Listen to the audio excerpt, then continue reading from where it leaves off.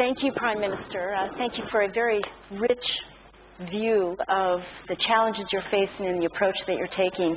I wanted to start, you gave us a taste of your meetings yesterday with President Trump, and in the past you've spoken also about your commitment to take a different approach to U.S.-Pakistan relations than previous Pakistan leaders. And I'm curious if you wanted to say a bit more about what is the difference with your approach and how is that resonating during this visit in Washington, and how do you see the future between U.S. and Pakistan?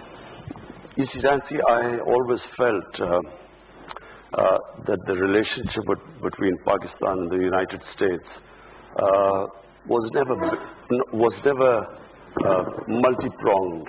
It was basically a transactional relationship. So, for instance, in the 80s, Pakistan was fighting the jihad against the Soviets, and so the U.S. was helping Pakistan, was providing aid, and Pakistan was, the various groups created in Pakistan were then conducting attacks inside Afghanistan against the Soviets. The moment that the Afghan jihad ended, the U.S. packed up and left. And not only did they leave, Pakistan was slapped with Pressler sanctions. So Pakistan then was left with 4 million Afghan refugees, a number of militant groups which had been created to fight the Soviets, all dressed up and nowhere to go. We had heroin, drugs that were used at some point to pay for the fighting in Afghanistan. So Pakistan, then first time we had these sectarian attacks and sectarian militant groups, which were first time we heard of sectarian attacks inside Pakistan. Then comes 9/11, and Pakistan again joins the U.S. I was then, I only had one seat in Parliament at the time, and I remember when General Musharraf was consulting all of us that the U.S. wants us to join them in the war. I opposed it. I thought Pakistan should stay neutral. And I'll tell you why I thought Pakistan should stay neutral. We had created these jihadi groups in the 80s. We had indoctrinated them in the idea of jihad, that foreign occupation in Afghanistan, it was a religious duty to fight them. So all these groups, including Al-Qaeda, had arrived in Pakistan. Now comes 9/11, then the U.S. invades Afghanistan. And now we are trying to tell these same groups who had close links with the Pakistan army, because they were created by the Pakistan army, now we are telling them that no, it's because the good guys are there, it's no longer jihad. Now, obviously, a lot of them turned against the Pakistan army, because Pakistan army was then trying to neutralize them. So what we went through, and I just briefly mentioned earlier, it was the worst time in our history. These groups turned against the Pakistan army and the state of Pakistan. And not only that, there were linkages between these groups and the Pakistani security forces, because they had created them. So we had insider attacks, we had, the GHQ was attacked, generals were killed, ISI headquarters were attacked. The army, at one point, the army could not go into the cities in military clothes or with military cars. It was that bad at one point. And then, of course, the second thing was the tribal areas. We should never have sent army into the tribal areas, because the tribal area per capita was the most weaponized area in the world. For people who don't know, tribal area is the border between Afghanistan and Pakistan. It was always an autonomous area. The British never occupied it during their rule since 1890. So it was an autonomous area. It ran by its own rules. So in 2004, under pressure from the United States, Pakistan army went into the tribal areas to flush out Al-Qaeda. Now, what happened was that when, after Tora Bora in Afghanistan, a few of the Al-Qaeda moved into our tribal areas, which were semi-autonomous. So when they sent the army in, armies are not meant to go into civilian areas.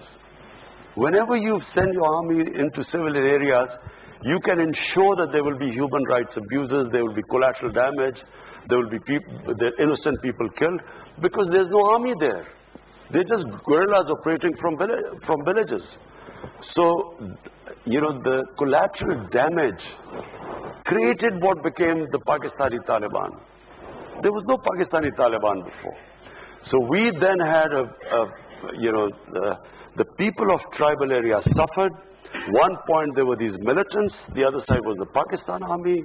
Half of the tribal area was then internally displaced. The damage, we still haven't, the amount of damage done in the tribal area, we still haven't got the resources to compensate them. So basically the country went through hell. In my opinion, we should have stayed neutral. That way we would have had control over these militant groups, and we could have in our own time neutralized them. But because we became a part of the US war, they turned against Pakistan. And so now what I feel, there was a watershed in Pakistan, in Pakistani politics. In 2014, the TTP, the Pakistani Taliban, they slaughtered 150 school children in what was called the APS, the Army Public School. There was a reaction within Pakistan. All the political parties then signed a paper called the National Action Plan. And we all decided after that that we will not allow any militant groups to operate inside Pakistan. Until we came into power, the governments did not have the political will, because when you talk about the militant groups, they still have about 30 to 40,000 armed people who have been trained and in some sort of a theater, who fought either in Afghanistan, maybe in Kashmir. So we were the first government who has now started disarming all the militant groups. This is the first time it is happening. We have taken over their institutes, their seminaries. We've got administrators there. So it is the first time in Pakistan that we have decided there will be no armed militias inside our country. Which relates to the next question I want to ask you, and it's been in the news a lot. It's clearly a significant element in U.S.-Pakistan relationships, and that's what you referred to as well, the ongoing Afghan peace process and the possibilities that we might actually have some breakthroughs. And building on what you just said, is the Pakistan government able and willing to make the commitments to really help move these dialogues forward, especially in the event that the Taliban and the Afghan government aren't able to get a meeting organized? It's just for people's benefit. The fear amongst the Pakistan military establishment was always that there would be a two-front situation. So there would be, the Eastern Front, which is India, and then if Afghanistan was also in the Indian sphere of influence, then Pakistan would be sandwiched between these two. And so this was always the worry about the Pakistan military establishment, and which is why they wanted what was called the strategic depth. But this has changed. Today, there is no concept in Pakistan of strategic depth, because we feel that by interfering in Afghanistan, in order to secure the strategic depth, we have actually done a lot of damage to our own country, and for no rhyme or reason, we have become partisan in Afghanistan's internal affairs. Now, and I speak for Pakistan Army because, normally there was that, there's Pakistan Army is this independent entity, and the governments have no control over it. I can sit here and tell you that as I speak, the Pakistan Army is exactly behind the government's program. Whatever our policies from day one we've arrived, peace with India, they were behind. When I decided to release the Indian pilot who had been shot down in Pakistan, the army was right behind me. So we today speak as, that there's no difference between the policies of the Pakistan security forces or the Pakistan's democratic government. And we believe that we should not ever interfere in the internal affairs of Afghanistan. Let the Afghans decide what they want, what sort of government they want, and we should facilitate the peace process. So this is the big difference now. Okay. We're all on the same page, and fortunately now that the United States is on the same page too, because, after, the Einstein's definition of madness, trying to do the same thing over and over again and expecting a different result, 19 years of conflict. And if they had gone, thank God for President Trump, I mean, this could have gone on for another 19 years without any result. But it sounds like you're willing to use your leverage with the Taliban to facilitate the peace process. You see, which is a big welcome change. Taliban delegation wanted to meet me a few months back, and when I became the Prime Minister. And it's because I always maintained that there was no military solution, while everyone else in Pakistan's political spectrum kept sort of agreeing that there was some military solution. So because of that, I had a certain amount of credibility amongst them.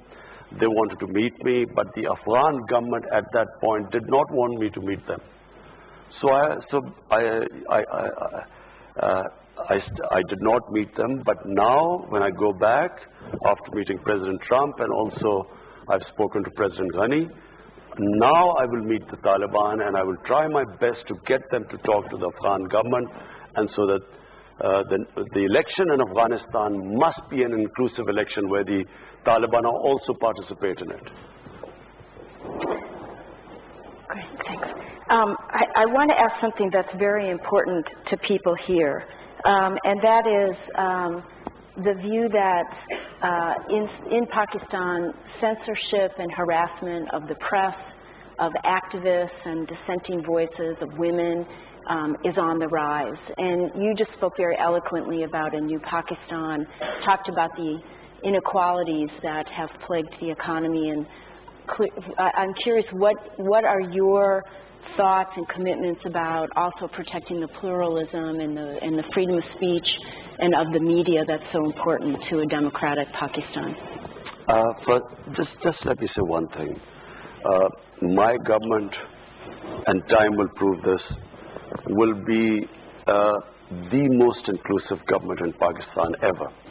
We will try. We have already now ensured full protection for our minorities. We have, I won't go into detail, but there's one element where we still have a problem. But what we have done, no government has done before. And I'll give you an example, that there was this case of Asia Bibi. She was this Christian woman who was jailed, and no judge would try them because of blasphemy. And because of the strength of one particular group, which had the previous government was held hostage by the group. They came in and they literally blocked the roads, and people were scared of that group. So when the judgment was given to free her by the Supreme Court, the same group then threatened. They came out on the streets. They were rioting for 2 days, and the state was held hostage for 2 days. But this is the first government that on the next opportune moment actually took them out. We put them in jails. We just completely, and Asia Bibi was then safely, she came out, and then she wanted to leave the country, and we helped her. So all I'm saying is that this government you will see that it will treat its minorities as equal citizens. There's just one thing, I don't want to go into details, but there's one aspect, I can't talk about it, but we have still a problem. I'm not saying we've completely controlled the situation, but you will see that this is not out of worry about what the Western world or any other people say about us. It's because out of our conviction that our minorities, according to our religion, According to our constitution, are equal citizens. Now the media. You know, my life, I went to university in England, and I spent about 18 summers of my life in England.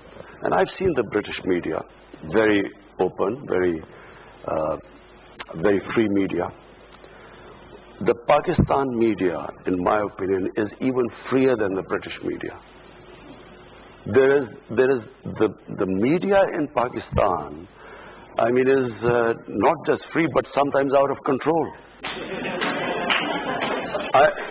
I can tell you that in Britain,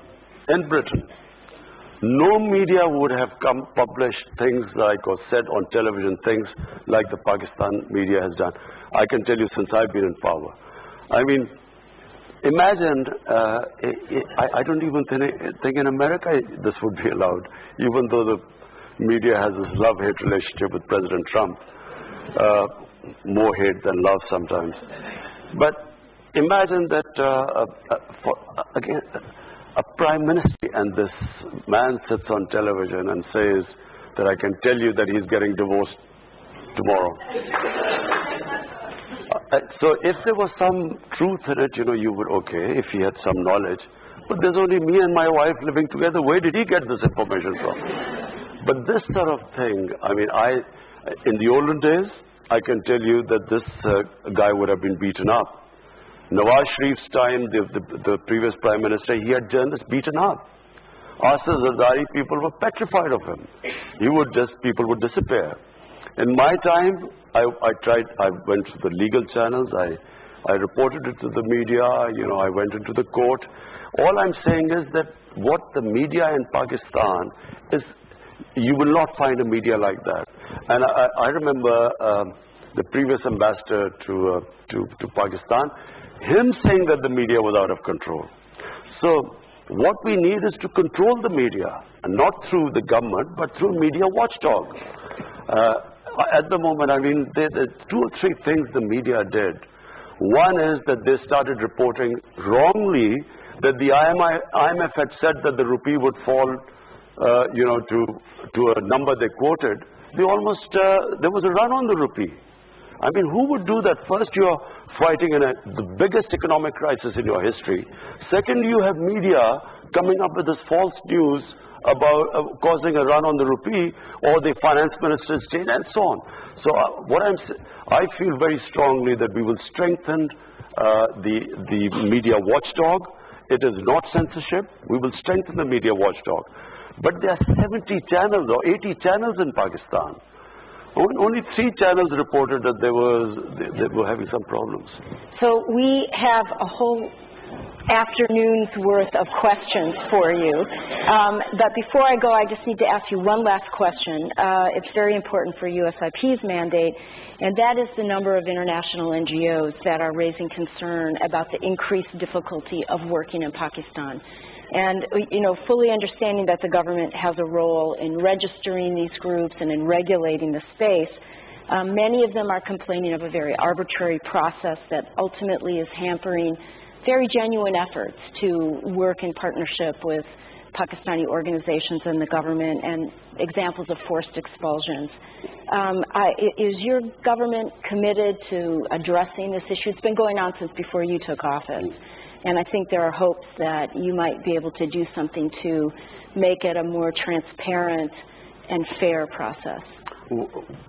Absolutely. The foreign minister has been dealing with this issue, and we have tried to work out to have these guidelines for NGOs. I mean, I run the two biggest NGOs in Pakistan, which is the Cancer Hospital and the university. But we did have problems, and I can just frankly tell you the reason why these restrictions came. There was an issue of Shakil Afridi, who was working for a NGO. The doctor, and the NGO was what is Save the Children? Save the Children. So after that, the result was that the extremists, militants, started targeting NGOs, specifically, we had one of our biggest problem was that the polio workers were being targeted. So many of the polio workers were shot after that. So after that, we are trying to streamline it, make sure that this doesn't happen again, because that affected the activities of other NGOs. In fact, one of the NGOs gave a statement condemning that NGOs should not be allowed for espionage or that sort of stuff. But we are already looking at it. There were 3 German NGOs which had left Pakistan, but after being cleared, they've come back, and we're looking at a case-to-case basis. I know there'd be great appreciation for that. So, number of questions, none of them small. Here's from Twitter. Any progress on restarting the U.S. security assistance? Some of these we can make rather short. No, I never asked for any assistance. Okay. Also ask for understanding, not assistance. Also from Twitter, what's an ideal Kashmiri solution from the Pakistan perspective, and one that you believe the Pakistan people will accept? I think it should not be the Pakistani people anymore. It should be what the people of Kashmir want. And that really is the only solution. What do the people of Kashmir want? And presumably a process that surfaces that and enables it to take hold. Do you know, I'm told, because we had 3 foreign ministers who were in other parties who joined us. One of them, of course, is Shah Mahmood Qureshi. And 2 of them told me that actually they came pretty close in the time of General Musharraf and when Mr. Vajpayee was the Prime Minister of India. Apparently, they came pretty close. There was some sort of convergence on a phased movement on Kashmir, on sort of various steps to be taken, and over a period of time, some sort of a referendum. Anyway, but I don't want to say anything right now because it's a delicate issue. But there is a solution, and the solution has to be with the will of the people of Kashmir. So you covered this, but I see about 4 questions going back to this issue of media censorship. And here's one particularly that talks about TV channels are taken off, journalists are facing threats, the party's official Twitter routinely cautions journalists of committing treasons. So in a country where many journalists have been killed, do you think such rhetoric will enable and incite violence and directly affect the freedom of the press? Do you know, Nancy, I'm probably one of the biggest beneficiaries of the media. When we had free media, I gained the most because I was, until 2001, there was only one television, and that was the national television, PTV, which was totally a government-controlled television. So with the independent channels coming in, I became the biggest beneficiary because we didn't have any money. I mean, my party was pretty small for a long time. So I was able to go on television and give my point of view. And that's how my party gained, because I had a way of conveying my manifesto, how I would deal with various issues. So there is no question in Pakistan of ever clamping down on the media. I can just tell you that. There is no question. What happens is sometimes, and I will, now that you keep asking, you were stuck on media, so I'll just go, I will just tell you a bit of truth about the media. There is, as Lee Kuan Yew once famously remarked, what was sometimes called freedom of speech by the media or freedom of expression is sometimes the freedom of the owners of the media channels to conduct whatever they want to do. So in Pakistan, what we had the situation where here we were fighting. I don't know how many of you know of the Panama Papers, the Panama Revolutions. So this Panama Revelations came about like the WikiLeaks, and our prime ministers, we discovered that he had these luxury apartments in London, most expensive Mayfair, he had these 4 luxury apartments. So like a opposition, like in anywhere in the democracy, we asked him, where did you get the money to buy these flats? And then started this whole movement to get him to answer these questions. Now, there was a court case in the end, and in the court he was convicted. But do you know there was a media channel, one of the most powerful media channels, they did everything to protect him. Now this is not what a media is supposed to do. The media did everything. They covered up for him, not just protecting him. I, who was asking my democratic right a question to asking someone, where did you get the money? I was attacked. Personal attacks. I mean, the sort of attacks I faced, no political leader, I challenge, no political leader would have gone through the sort of personal attacks they went, because, you know, they couldn't attack me on my, on integrity, so they went on these personal attacks. So this is not normal for media to do this. Media is not supposed to do this. Media is supposed to be a watchdog, to bring out, you know, play the role of an opposition. But they're not about personal attacks and trying to blackmail you. We just had another case right now. There's a judge who convicted the previous prime minister. Now this judge, the opposition brought out a video blackmailing him about him with some compromising video with some woman. They brought this up. This happens in Italian mafias. It doesn't happen in democracies. So, I mean, you know, sometimes, you know, I firmly believe that eventually we will have to move where the media owners will have to disclose their source of income. You know, just like anyone else, they'll have to say how much tax do they pay, what is the source of income. Even if you ask them how much tax you paid, some of these media say this is a freedom, it's against freedom of expression. So looking at it from that perspective versus a censorship regime, but more of a transparency effort is the focus. And Nancy, accountable media. Media should also be accountable.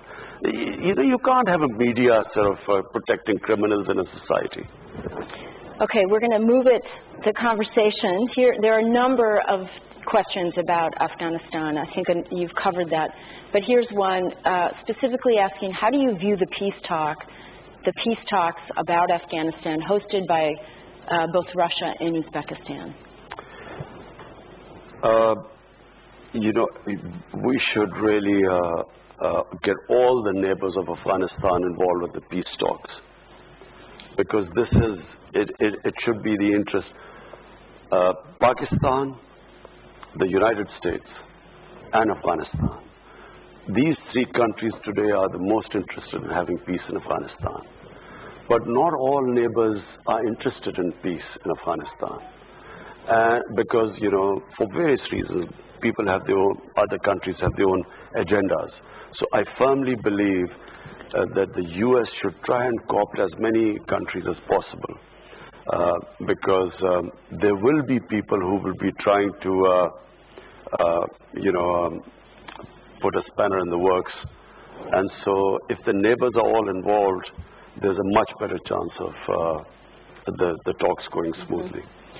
And speaking of neighbors, there's a question saying, and you mentioned this in your opening remarks, what role can Pakistan play in easing the rising tensions with Iran and a number of other countries, including the United States, without damaging some of your other relationships? How are you thinking about that? You see, Pakistan is, you know, we're really indebted to Saudi Arabia, we're indebted to UAE, because the way they came forward, you know, when we were confronted with this, when we took over government, we only had 2 weeks of foreign exchange reserves.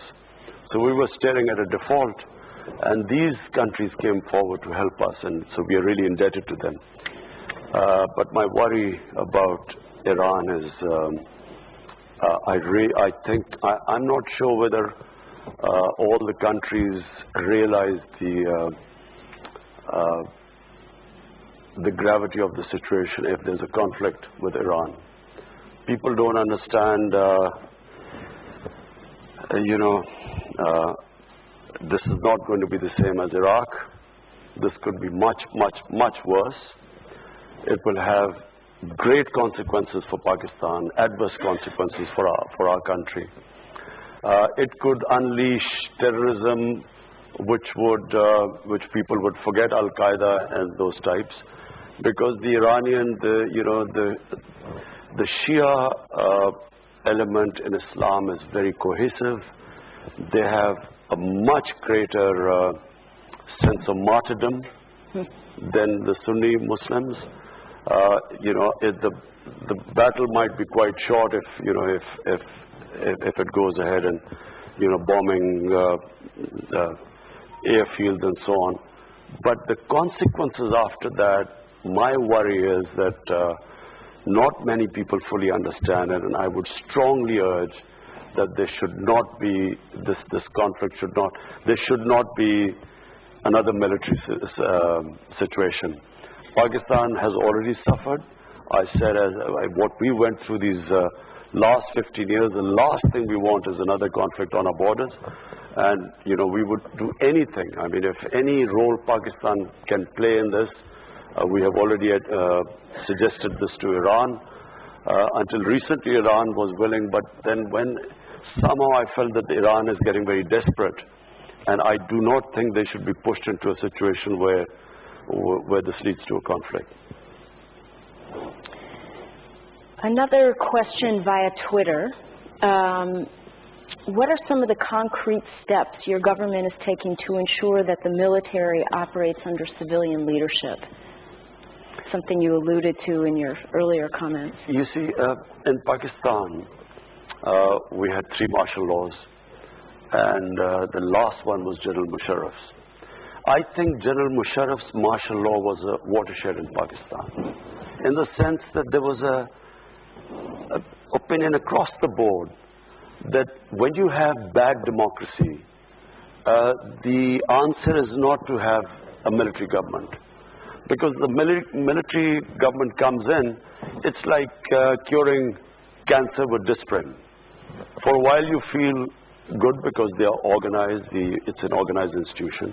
But eventually, you end up in even a worse situation, because then democracy starts all over again. And what we need in Pakistan now is an extended run of democracy. And I really do believe that the democratic evolution of the country has reached a point where now we will go towards further democracy. I mean, us winning the election is who would have thought we would have won an election against these? How many times in a 2-party system has a third party broken through? It's unheard of. I mean, nowhere in the world does a third party break through. We broke through because of social media.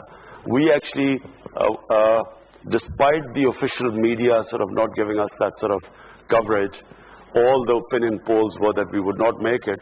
But it was the social media and the young people who came out and made us defeat the 2 established parties. And I think the process will keep going on. I think that in Pakistan, people have tasted freedom. They understand, the power of the vote. In fact, social media has actually democratized the whole world. Everyone now has, they have Twitter, everyone can participate. That's how we're getting questions. Yeah. Well, I have 2 related questions on that I think build on the vision that you just articulated. And the first is, what will the government do to address closing space for civil society? And how does that fit into your vision? And closing space for civil society and activists. I don't understand. How is the government? Well, I think it's, you're closing space for civil society? There's another question about Gulale Ismail and other activists. You're talking about PTM. PTM. Yeah, that's it's PTM. called civil. I think they're saying it's a broader civil society question, but it's actually related to PTM. Look, all these years I kept saying, when Pakistan, I stood up in the National Assembly in our parliament in 2004. I objected to the Pakistan army being sent into our tribal areas. No one understood the tribal areas. The only reason I understood the tribal areas is because some 30 years back, I wrote a book on the tribal areas. I did a travel book. I went all over and I understood the tribal areas. As I said, it is one of the most weaponized per capita area in the world. It's a most devolved democracy. Every village is an independent entity, and so they have never allowed outside interference to come into the tribal areas. So when Pakistan Army was being sent there in 2004, I stood in the parliament, tried to explain to them that the greatest number of losses when the British were ruling India, they suffered the greatest number of losses in Waziristan, which is tribal area. So we should never have sent army there.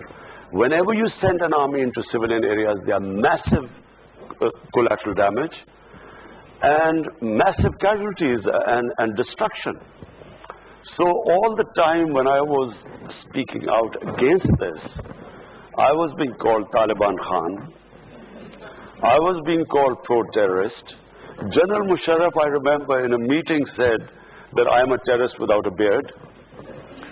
And so once this whole thing was over, this young Pashtun movement started. And this Pashtun movement was correct, what they were saying. The area was devastated. The people of the tribal areas, I mean, half of them were internally displaced. Their shops were gone. Most of them relied on livestock. Livestock disappeared. The whole area was, as it is, tribal areas before 2001, 75% of the people were under the poverty line. So after this military action, they even went further down. So we had this young movement and movement stemming out of anger, and they, of course, they blamed the Pakistan army for all the devastation there. And we've just had elections in the tribal area now. We've just had, first time in Pakistan's history, the tribal area has been assimilated with Pakhtunkhwa, a province. And first time we've had election, and I'm very pleased to say that PTI won the election.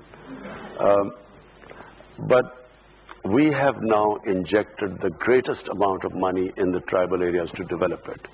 Never has so much money been allocated for development there. But you know, the reason why there were problems was that the PTM leadership started attacking the army.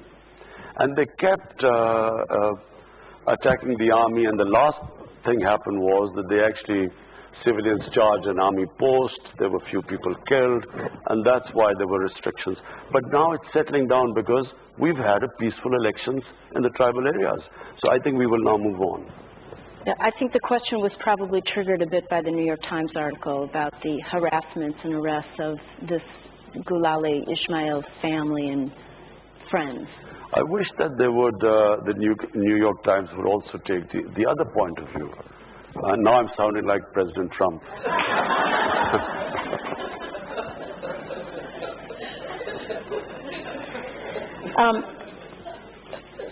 So we have time for just a couple more questions. The U.S. has been asking Pakistan to do more in the context of terrorism. It relates a little bit to what you were saying. They particularly were asking Pakistan to do more in the context of GEM. And after the arrest of Hafiz Saeed, is this it?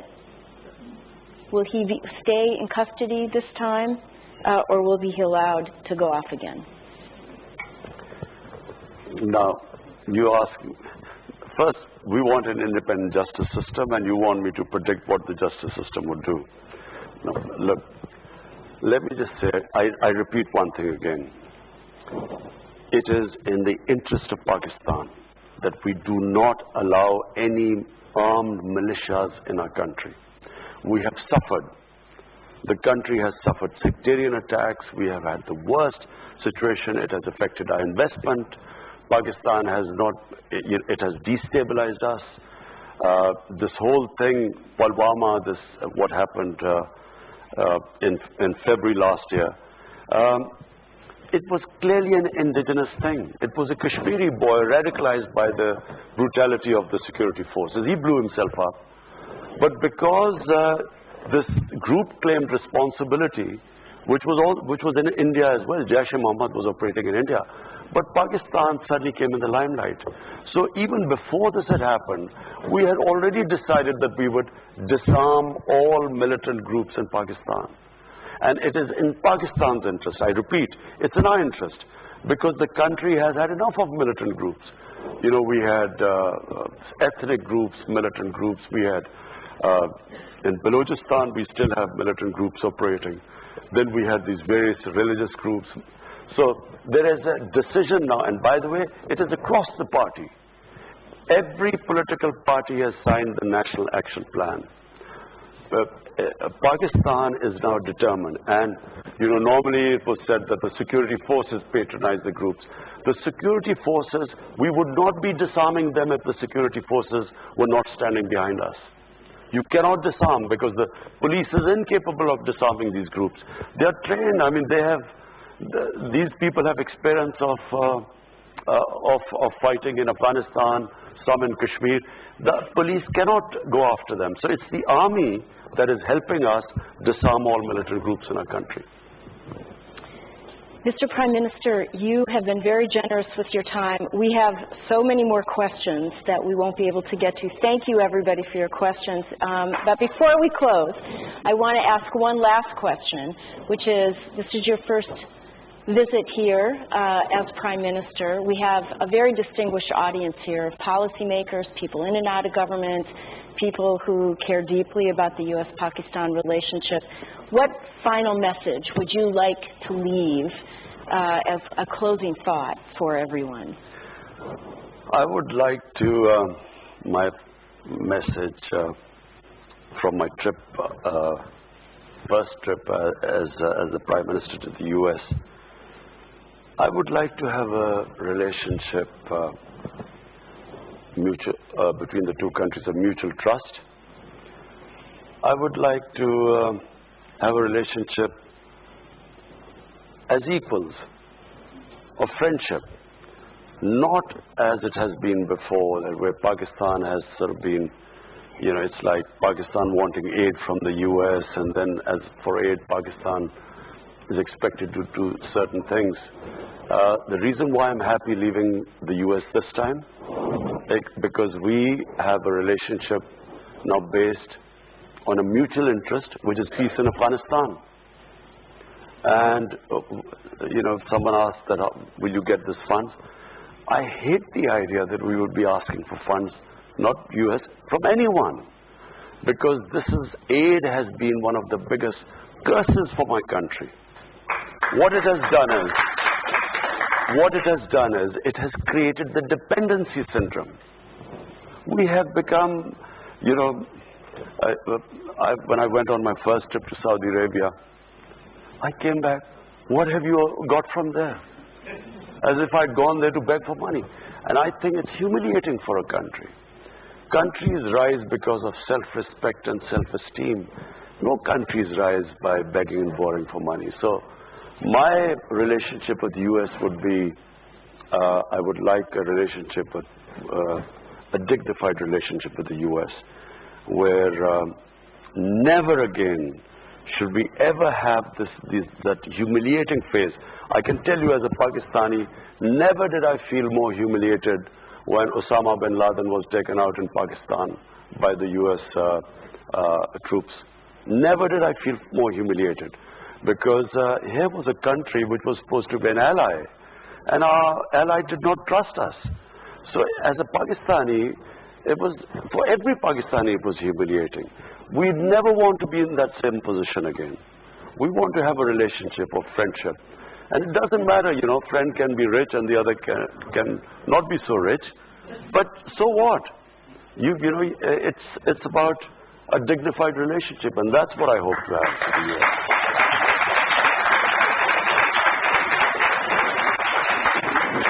I'd like to present you with a small token of our appreciation for your visit here.